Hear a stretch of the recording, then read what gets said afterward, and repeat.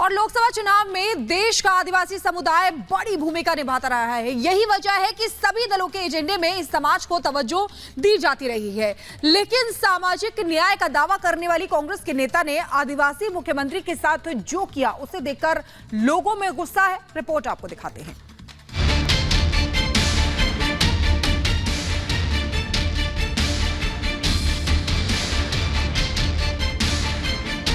लोकसभा चुनाव में वोटरों को साधने के लिए सियासी बयानबाजी तेज है। देश के आदिवासी समुदाय को अपनी ओर खींचने की कोशिश जारी है। सत्तारूढ़ बीजेपी और प्रमुख विपक्षी दल कांग्रेस के अलावा क्षेत्रीय दल भी आदिवासियों के बीच अपना जनाधार बनाने की कोशिश तेज कर चुके हैं।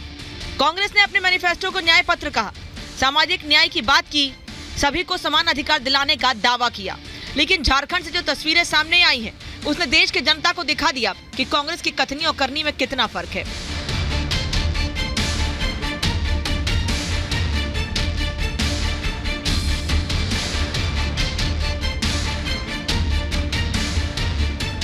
ये तस्वीर देखिए, इसमें झारखंड के मुख्यमंत्री चंपई सोरेन जनसभा के दौरान अपनी कुर्सी पर बैठे थे।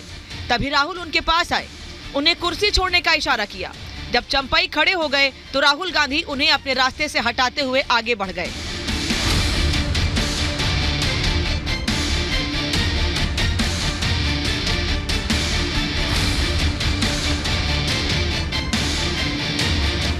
इस पूरी तस्वीर को एक बार फिर देखिए।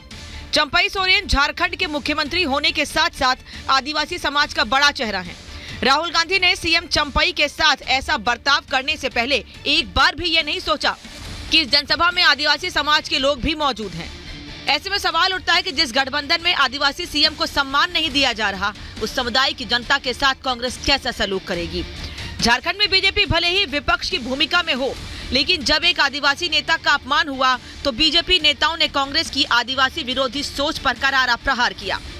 ये दिखाता है कि उनकी शहजादा मानसिकता और नवाबी मानसिकता और अहंकारी मानसिकता किस प्रकार की है। इसीलिए तो कांग्रेस पार्टी ने एक आदिवासी राष्ट्रपति को राष्ट्रपत्नी कहा था। जिस प्रकार से उन्होंने अपमानजनक व्यवहार किया है चंपई सोरेन जी के साथ, ये दिखाता है कांग्रेस की अहंकारी सामंती सोच। पिछले दिनों कांग्रेस नेता राहुल गांधी ने देश के राष्ट्रपति के नाम का सहारा लेकर आदिवासियों को भड़काने की नामुमकिन कोशिश की। विदेश में बैठे उनके नेता देश को रंग और नस्ल के आधार पर बांट रहे हैं। ऐसे में पीएम मोदी ने कांग्रेस की कथनी और करनी पर सवाल खड़े किए। कि चमड़ी का रंग देख करके उन्होंने मान लिया कि द्रौपदी मुर्मू भी अफ्रीकन है। अरे चमड़ी का रंग कोई भी हो, हम तो श्री कृष्ण की पूजा करने वाले लोग हैं। चंपई सोरेन के साथ राहुल गांधी का ये बर्ताव ना तो बीजेपी को पसंद आ रहा है और ना ही झारखंड के आदिवासी नेताओं को। सियासी मजबूरी के चलते कांग्रेस ने आदिवासी नेताओं से हाथ तो मिला लिया, लेकिन इन नेताओं को अपने बराबर में बैठा नहीं देख पा रही है। कांग्रेस का सामाजिक न्याय घोषणा पत्र के पन्नों तक सिमट कर रह गया है, जबकि बीजेपी ने आदिवासी समाज की महिला को देश के सर्वोच्च पद पर बैठाया। ऐसे में देश की जनता को ही तय करना होगा कि समाज का भला कौन सा दल करेगा। Bureau report, Republic Bharat.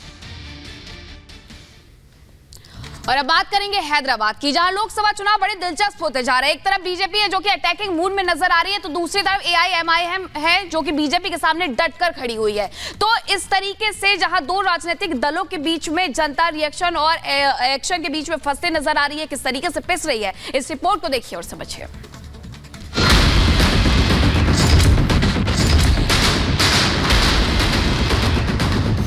तेरे को 15 मिनट लगेंगे छोटे, और हमको सिर्फ 15 सेकंड लगेंगे। 15 सेकंड पुलिस को हटाया। 15 सेकंड हटा के देखिए क्या करेंगे आप। इखलास कर देंगे, मुझे पीलू खान कर देंगे, मुख्तार कर देंगे। इनके पिताजी के ऊपर भी भड़काऊ भाषण के लिए इनके ऊपर बहुत सारे ऐसा इल्जाम थे। पुलिस केसेस भी हुए भड़काऊ भाषण। उत्तर भारत के लोग जलते पारे से परेशान हैं और हैदराबाद के भाईजान इन दिनों शहर में बढ़ते सियासी तापमान से हलकान हैं। भाईजान के घर में सेंध लग गई और उन्हें चुनौती मिली है बीजेपी की फायर ब्रांड नेता नवनीत राणा से, जिन्होंने इस बार एआईएमआईएम चीफ की ऐसी बोलती बंद कर दी कि उन्हें समझ नहीं आ रहा कि अब आगे क्या करना है।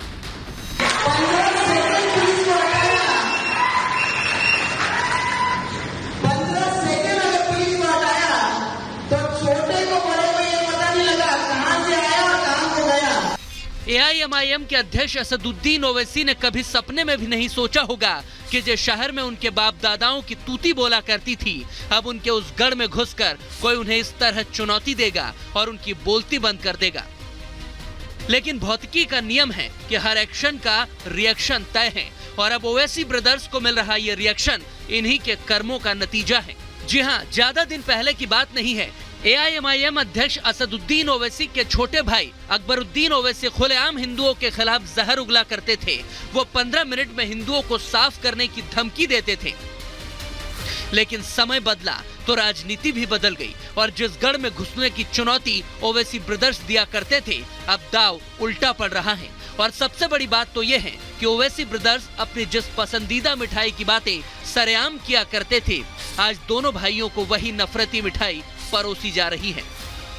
वो छोटा भाई बड़ा भाई ना, छोटा और बड़ा।